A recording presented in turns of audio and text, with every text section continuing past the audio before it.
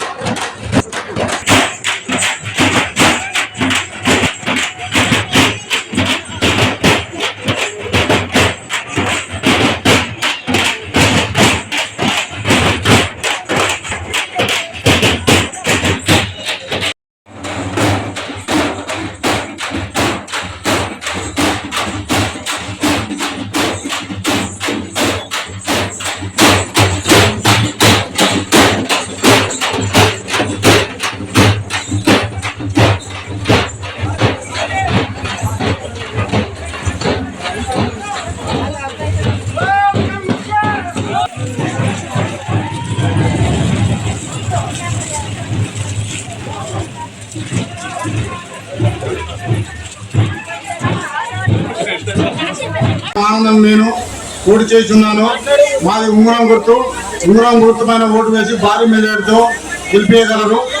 నేను ఇంతకుముందు ఎంపీటీసీగా చేసినాను.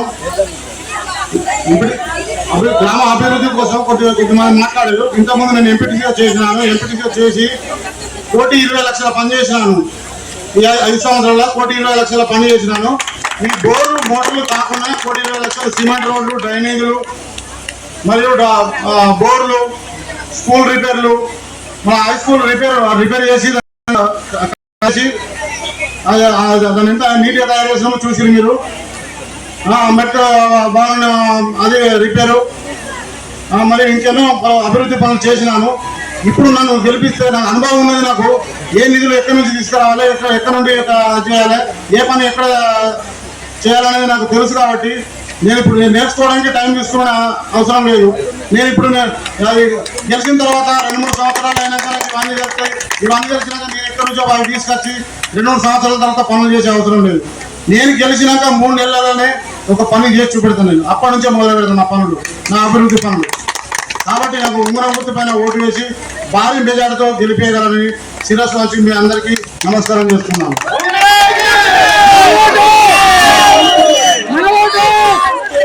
అదేవిధంగా మాజీ ఎక్స్ ఎంపీటీసీ మమతా సుజన్ గారికి, వేదిక ముంగటున్న కోరం గ్రామ ప్రజలకు, అక్కా చెల్లెలకు, అన్నా తమ్ములకు అందరికీ కూడా పేరు పేరున నమస్కారాలు.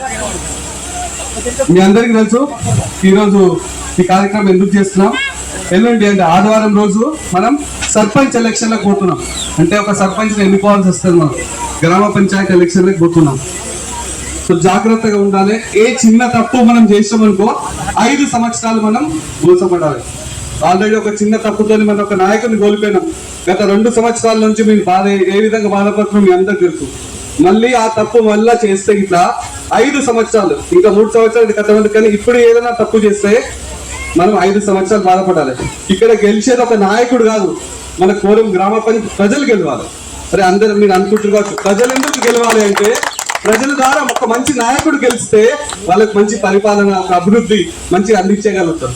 సో అందుకే మీ అందరినీ ఒకసారి ఆలోచించమంటున్నా. ఒక మంచి నాయకుడు అనుకుంటే మన పాలన, మన అభివృద్ధి అనేది కూడా మంచిగా ఉంటుంది. సో మీ ముందుకు ఈరోజు ఉంగరం గుర్తు ద్వారా జంపుక మాధవి ఆనంద్ కూడా ముందుకు వచ్చినారు. సో ఆలోచించి మీరు మంచిగా ఓటేయాలని నేను మనవి చేస్తున్నాను. అసలుకైంది మన గ్రామ పంచాయతీ ఎన్నికలు ఇంత లేట్గా ఎందుకు వచ్చింది కూడా డౌట్ పడాలి, మీరు అడగాలి. మన గ్రామ పంచాయతీ రద్దయినా ఎప్పుడమ్మా? February 1, 24. ఇప్పటికి ఎన్ని నెలలు అయినామా గ్రామ పంచాయతీ లేక? గత 20 నెలల నుంచి గ్రామ పంచాయతీ పనే లేదు. గ్రామ ప్రజలను వదిలేసిండ్రు, అవునా కాదా? గ్రామ పంచాయతీ నడుస్తుందా గత 20 నెలల నుంచి? గ్రామ ప్రజల్ని వదిలేసిండు, గ్రామ పారిశుద్ధ్యాన్ని వదిలేసిండు, శానిటైజేషన్ వదిలేసిండు, పచ్చదనాన్ని కూడా వదిలేసిండు. ఎవరు? గ్రామ ప్రజల్నే మొత్తానికే వదిలేసిండు. ఎందుకంటే అక్కడ ఓట్లు పడగానే అక్కడ అధికారం వచ్చేసింది కదా, ప్రజలు ఏంటి నాకు ఇప్పుడు అవసరం లేదు, మళ్ళీ ఒక 4 సంవత్సరాల తర్వాత వచ్చి చూద్దాం అనుకుంటారు. మరి సరైందా సరికాదా? ఇప్పుడు వచ్చిన ఒక పెద్ద నాయకుడు చెప్పిపోయాడు, మా ప్రభుత్వం ముందు అన్ని చేస్తాం. మరి ఇన్ని రోజులు మరి మీ ప్రభుత్వము గ్రామ ప్రజలు ఎందుకు చూసుకోలే? 20 నెలల నుంచి ఎందుకు చూసుకోలే? అవునా కాదా? మరి మీరు అడగాల్సిందే కదా, నోరు ఉన్నది అడగాలి. మన 20 నెలల నుంచి ఎందుకు పట్టుకోలే? 20 నెలల తర్వాత వచ్చి ఇప్పుడు నాకు ఓటేయి అని ఎందుకు అడుగుతున్నారు? సో ఇది కూడా మీరు మంచిగా కూర్చొని ఆలోచించి చర్చించాలమ్మా. మన గ్రామ పంచాయతీ పని చేయకపోతే ఏమైంది? మనకు పారిశుద్ధ్య లోపమైంది, శానిటేషన్ అస్తమైంది, మన పచ్చదనం కూడా లేదు. మనం 2 సంవత్సరాల క్రితం మన ఊరు ఎంత బాగుండే పచ్చదనంతో, ఎక్కడ పారిశుద్ధ్యం ఏం లేకుండా, ఎక్కడ కూడా చెత్తా చెత్త లేకుంటుంది. కానీ ఈ పాలన సరిగా చేయక గత 2 సంవత్సరాల నుంచి, అంటే 20 నెలల నుంచి గ్రామ పంచాయతీ వద్దండి. సో ఇప్పుడు ఏమైంది? వాళ్ళకు ఒక నాయకుడు ఏం చెప్పిండంటే, మేము గ్రామ పంచాయతీ ఎలక్షన్లకు పోతున్నాం అంటే, ఒక మంత్రి అది కూడా. ఎందుకంటే ఇప్పటికే మన రాష్ట్రము 3,500 కోట్లు నష్టపోయింది. ఎవరు తెలివి తక్కువ అనేది? నాయకులే కదా. మీరు గెలిచిన తర్వాత మీకేమో 5 సంవత్సరాలకు ఒకళ్ళు ఎమ్మెల్యే కావాలి. మరి ఊరి ప్రజల కోసం, పాలన కోసం 5 సంవత్సరాలకు ఒక సర్పంచ్ కావాలన్నా లేదా? కంపల్సరీ కావాలి. మన అంటే రాష్ట్రానికి ముఖ్యం అంటే ఎంత ఇంపార్టెంటో, మన గ్రామ పంచాయతీకి ఒక సర్పంచ్ అనేది చాలా ముఖ్యం, అవసరం. ఎందుకంటే మన గ్రామ అభివృద్ధి కానీ, గ్రామ పాలన కానీ, గ్రామ మనుగడను చూడాలి అంటే ఒక గ్రామ సర్పంచ్ ఉంటేనే, ఒక పెద్ద ఉంటేనే మనం అన్ని చక్కగా జరుగుతాయి. సో ఆయన ఏమన్నాడంటే, ఎలక్షన్ ఇప్పుడు గ్రామ పంచాయతీ ఎలక్షన్ స్టార్ట్ చేసినాం, ఎందుకంటే 3,700 కోట్లు నష్టపోయినాం అన్నాడు. అంటే 2 సంవత్సరాలు దుమ్మి కొట్టేసి దానికి ఇంకో ప్లాన్ కూడా చమత్కారం చేసిండు. ఏం చేసిండు? ఎన్నికలు పోతున్నామని చెప్పి అందరికి ఏం చేసిండు? మహిళా సంఘాల ద్వారా మహిళలకు అందరికి ఒక చీరలు వంచిండు తల్లి. మరి చీరలు ఇప్పుడు ఎందుకు వంచిండు తల్లి? వచ్చి 2 సంవత్సరాలు వచ్చింది. 2 సంవత్సరాలు బతుకమ్మ, పోయిన బతుకమ్మ మర్చిపోయిందా? మొన్న బతుకమ్మ మర్చిపోయిండు. ఇప్పుడు చీరలు పంపిండు. ఎందుకు? మళ్ళీ మహిళలందరూ నాకు ఓట్లు వేయాలి. అప్పుడు ఎందుకంటే మహిళలు మిమ్మల్ని మధ్య పెట్టే ఓట్లు గెలిచిండు. మళ్ళీ ఒకసారి మహిళలకు లంచం ఇచ్చినట్టే అది. లంచం తీసుకొని మళ్ళా ఓటేసి మళ్ళా గోసపడదామా? అక్కడ మహిళలు చెప్పుండి, మళ్ళీ ఒక లంచం ఇచ్చిండు మనకు, లంచం తీసుకొని మళ్ళా బాధపడదామా? ఈసారి ఆ తప్పిదం చేస్తే వాళ్ళు బాగుంటారు తల్లి. మనం గ్రామంలో మన బతుకులు ఖరాబ్ అవుతాయి, మన జీవితాలు బాగుపడవు. సో ఆలోచించి మంచిగా వేయాలి. నేను ఇంత ప్రతిసారి అంటున్నా, పారిశుద్ధ్యం లేదు, శానిటైజేషన్ లేదు, పచ్చదనం లేదు. మనం అసలు ఈ సెక్రటరీ కార్యదర్శికి మొక్కాలి మనం. ఎందుకంటే 2 సంవత్సరాలు పాలన లేకపోయినా అప్పు తెచ్చి ఖర్చు తెచ్చి డీజిల్ పారిశుద్ధ్యం కోసము డీజిల్ కూడా పోసి ట్రాక్టర్లలో తీసుకొచ్చిండు. ఇది వీళ్ళ పరిపాలన అన్నమాట. సో నేను మీ ముంగటికి తీసుకొచ్చేది ఒక మంచి వ్యక్తి, జంపుక మాధవి ఆనంద్. మీ అందరికి సుపరిచితే.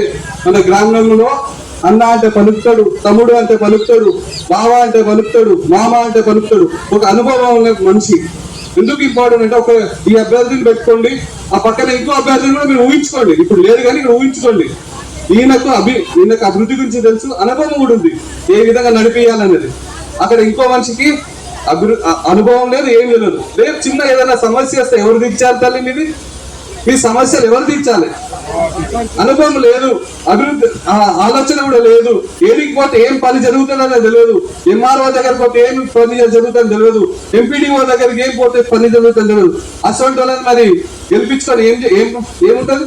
నష్టపోవా? అందుకే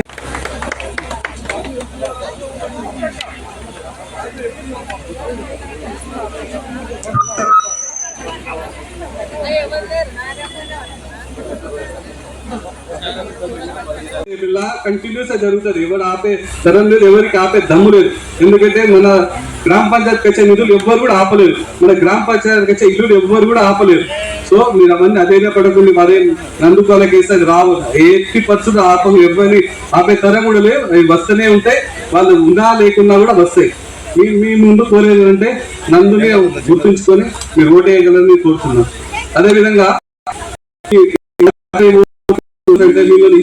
మోసం చేస్తారు. ఇప్పుడు ఇద్దరు 48 గంటలు ఏడుస్తారు, కాళ్ళ మీద పడతారు, అన్ని చేస్తారు. నేను చేయలే, మొదటిసారి నిలబడ్డా, వీటికి మీరు పడిపోయిందనుకో నష్టపోరు. నష్టపోయేది ఎవరి తల్లి? 5 సంవత్సరాలు నష్టపోతారు. చాలా జాగ్రత్తగా ఓటేయించాలి. ఆల్రెడీ ఒక ఏడిసి గెలిచి 5 సంవత్సరాలు నష్టపో